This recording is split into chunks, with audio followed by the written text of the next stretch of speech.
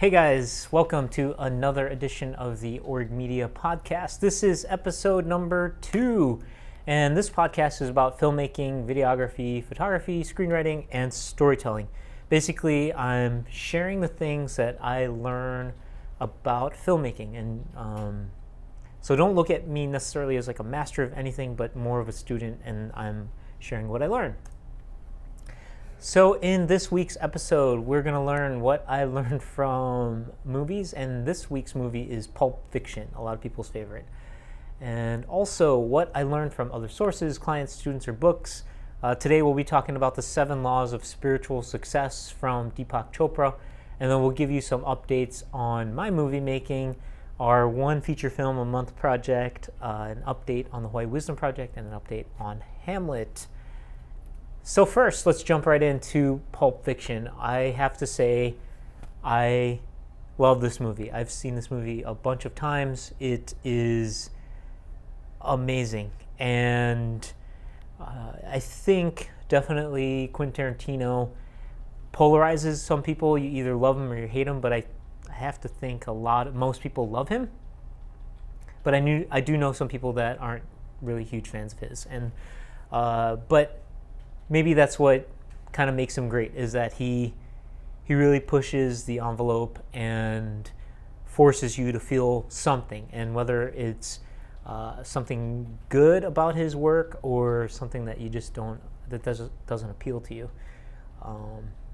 But in particular, Pulp Fiction, one of the things that I noticed when I was watching it again and kind of trying to learn what Tarantino was doing, and all of the filmmakers on that particular project. One, they opened with a stunning scene, and then there's this kind of rule where you want to you cut into the middle of a scene rather than kind of starting at the very beginning and then ending at the very end. There's a saying, get in late and leave early, and that's kind of exactly what they do. So I wrote down here, the first line of the movie is, forget it. It's too risky. I'm through doing that shit. And then the girl character, she goes, you always say that. It's the same thing every time. I'm through. Never again. Too dangerous. So right away, we're just cutting into the middle of a conversation, but it's a very interesting conversation. It poses a question, and I think a lot of movies, great movies, pose questions, and they pose questions early, and it's sort of like this running theme or this question throughout the movie as far as will they or won't they? Will they succeed or won't they succeed? And in this case, one of the question that's raised is, or at least the audience is already thinking, wait, what's too risky? Why is he sick of this? And she's just kind of saying right away, like, no, you always say this.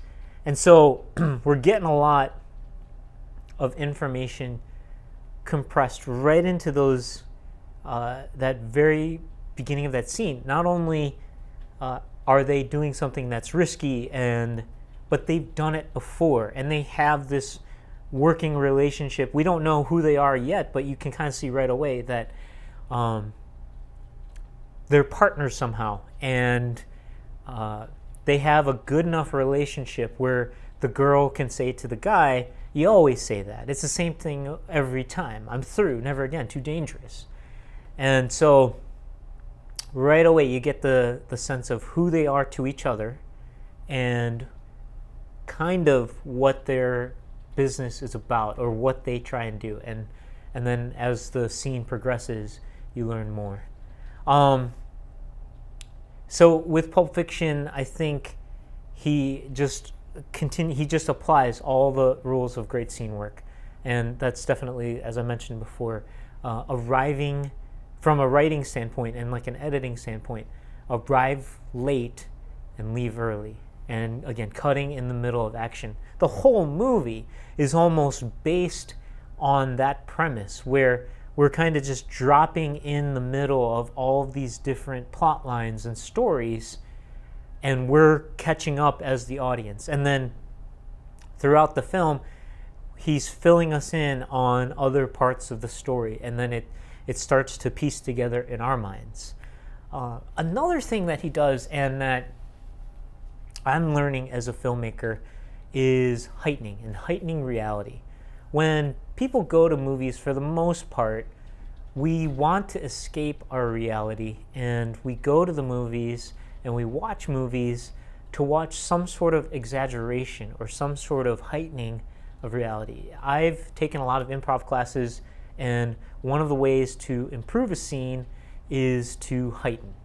And there's definitely that fine line of heightening and over-exaggeration where it's no longer believable, but definitely we want to go to movies to escape, and getting that exaggerated hyper-reality, heightened reality is one thing that I want to add in my own filmmaking. And rather than earlier in my career and early in my writing, I would try and write scenes as they actually occurred, or as I interpreted them to occur.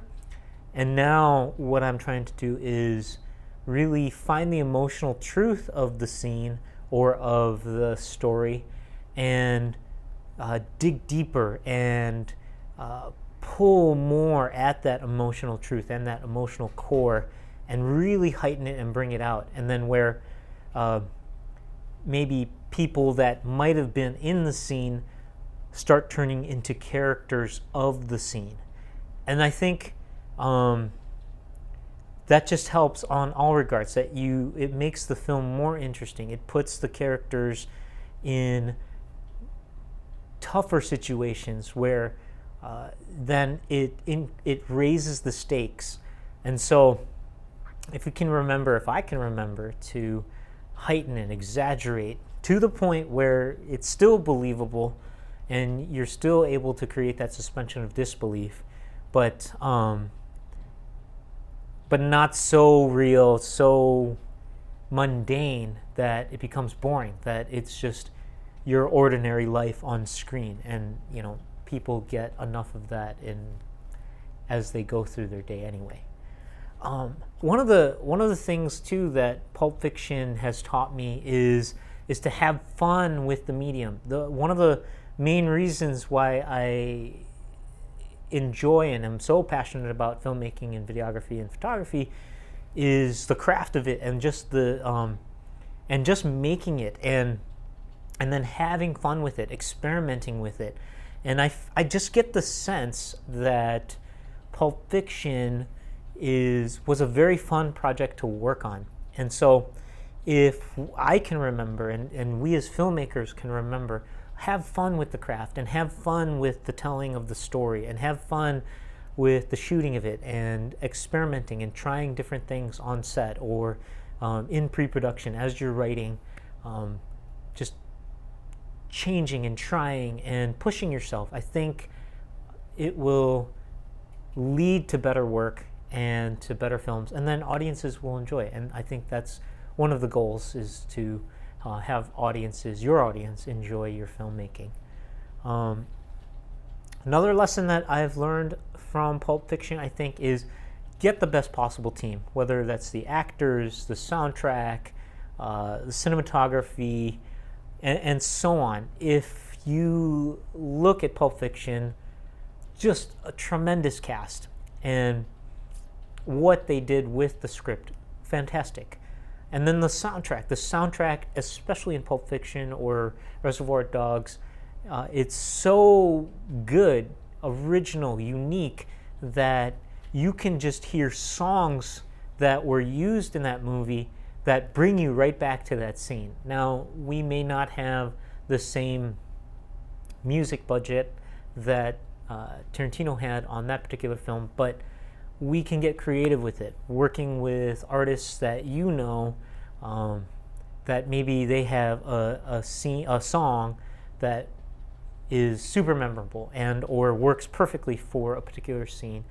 Or even if you take royalty-free music of, let's say, a famous classical composition, I'm gonna go a little off movie here, but 2001 Space Odyssey, Stanley Kubrick has used classical compositions that do the same effect. So it's possible. We just have to kind of think outside of the box maybe, or outside of what our normal constraints are, and just get creative and be who we are, right? And with Pulp Fiction, I think with any great movie, of course, have an awesome story. The story is the blueprint, the screenplay is the blueprint, and you can't have a good building without a great blueprint, right? So it's obviously easier said than done, but if your head is in the right place and you're thinking of, we got to have a great story to begin with, then at least you have a better chance of getting on the right track than if you're not thinking story and you're thinking, I don't know, what demographic to try to appeal to get the most mass appeal. Like, forget that. Think about, again, having a great story, make a great story, have conflict, have strong characters, and don't make it easy on your characters. Have a great villain, and pitch your hero against that villain and make it almost impossible for your hero, and then get creative and figure out a way to get your hero out of that situation, out of trouble. You're off to an awesome start.